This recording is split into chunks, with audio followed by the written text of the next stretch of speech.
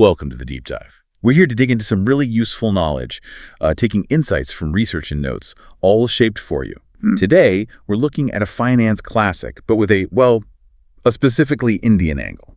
We're focusing on Rich Dad, Poor Dad, Indian financial wisdom. It's based on that book that really, changed how lots of people see money. Our goal, give you the key takeaways, the important stuff, with real Indian examples that make sense here. A shortcut to getting smart about finance in this context, and this is where it gets really interesting. Exactly, and it's quite a journey. The original book, Rich Dad, Poor Dad, really boils down to a contrast. You have Kiyosaki's poor dad, his actual father, who stressed, school, get a good job security. And then there's Rich Dad, his friend's dad, who is all about financial smarts, investing, building things that make money.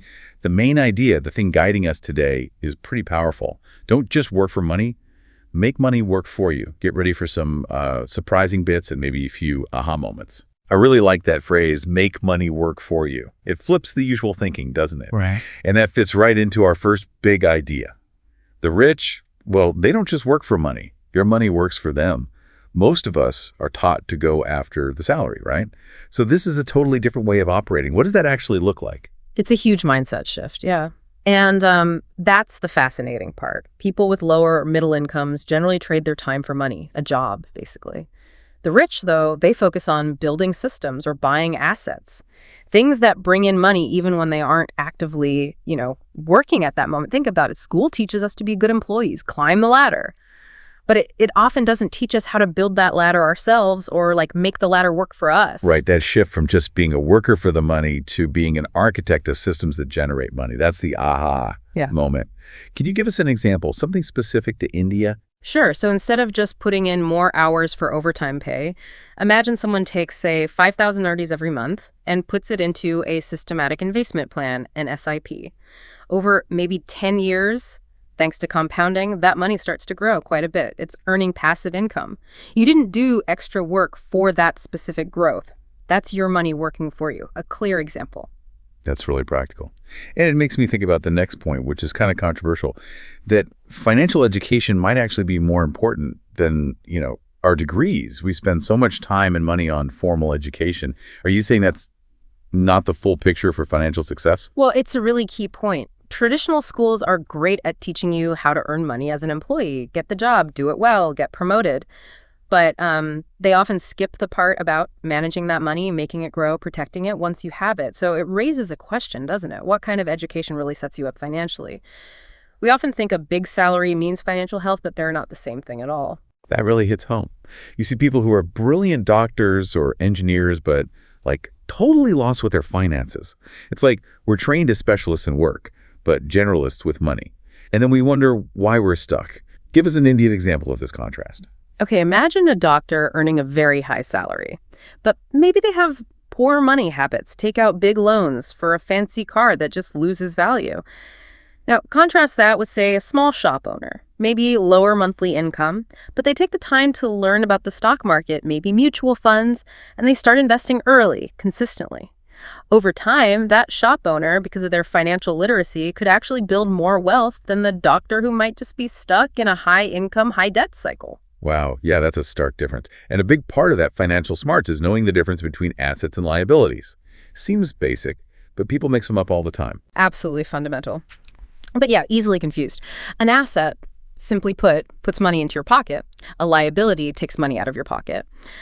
What's really interesting is how we often think something's an asset just because it's valuable, like a house or car. But financially, it might be a drain. Okay. So buying a flat and renting it out, getting $10,000 rent each month, that's an asset. It's generating cash flow for you. But buying a car on EMI, let's say it costs $15,000 a month total for the payment, fuel, insurance. Right. That's a liability. It's taking money out month after month, even though the car itself has value. That really clarifies it. Okay, so building on this idea of making money work for you, the book also says, mind your own business. What does that mean, financially speaking, not just staying out of gossip, right? Exactly. No, it means not just working to make your boss or your company rich. It means actively building your own income sources, your own assets, even alongside your main job. It's about diversifying where your money comes from, creating streams that benefit you directly, taking ownership, really, even if you start small. Okay. So keep your day job, do it well, but also build something on the side that's truly yours. Can you give an Indian example? Definitely. Think about someone working in IT Monday to Friday, earning their salary.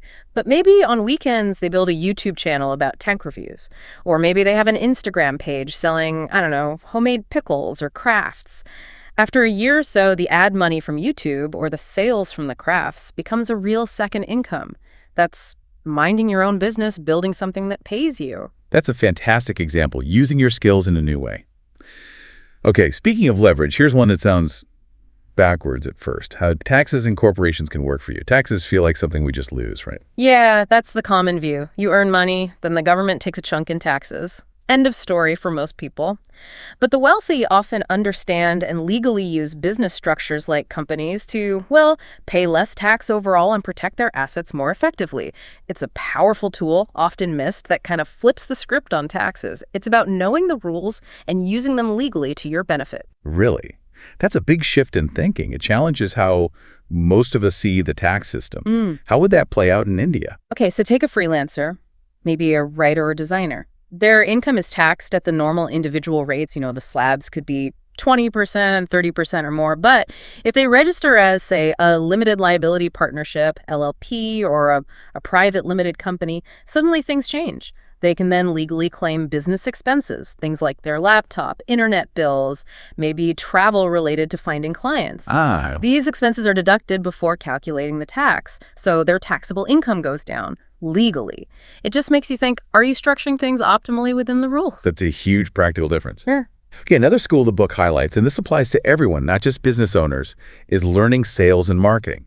Why is that so crucial? It really is universal. And this is where it gets interesting, because no matter what you do, doctor, teacher, artist, engineer, knowing how to effectively sell yourself, your ideas, your work, it just makes you much more valuable. It's about communication, persuasion, knowing how to reach people and make a connection. It boosts your influence, your opportunities. So even if you're not selling a physical product, like negotiating a raise or pitching a project idea, that's a form of sales and marketing. Precisely. Or think about, say, a talented home baker. Great cakes, but maybe only friends and family know. Limited reach. Now, what if that baker learned some basic Instagram marketing? How to take nice photos, write engaging captions, interact online. Suddenly, they can sell cakes online and maybe reach 10 times the customers they could through just word of mouth. It's about using communication to expand your world, financially and otherwise. It often means stepping outside your comfort zone, which actually leads nicely to our last main point. Yes. Perfect transition. Overcoming fear and taking calculated risks, that feels like a major hurdle for people with money, right? The fear of losing everything. It's massive, yeah. So many people just avoid investing completely. They see risk, any risk, as bad. They're scared of losing. But the rich often see it differently. They understand that sometimes not taking action, just staying put, is the biggest risk, especially with inflation. So they take informed, calculated risks. They do their homework, understand what they're getting into. And this distinction is really key. Calculated risk versus just sitting still. Right. It's like weighing the risk of losing some money against the near certainty of losing buying power if you just do nothing. Can you give us a compelling Indian example here? Sure. Let's say a 25-year-old learns the basics of mutual funds, does some research, and invests 1 lakh in a decent portfolio. Fast forward 15 years, that 1 lakh with reasonable market growth could easily become 4 lakh, maybe 5 lakh. Now think about their friend who was too scared to invest and just kept that 1 lakh in a savings account. Over 15 years, with inflation, that euro buys much, much less. They earned minimal interest but lost real value. So the safe option was actually the riskier one in terms of long-term wealth. Sometimes inaction is the biggest risk. That's such a powerful illustration. Okay, so pulling all these insights together from Rich Dad, Poor Dad and this Indian adaptation, the core message seems to be that it's a mix, right? Mindset plus financial know-how plus smart, deliberate action.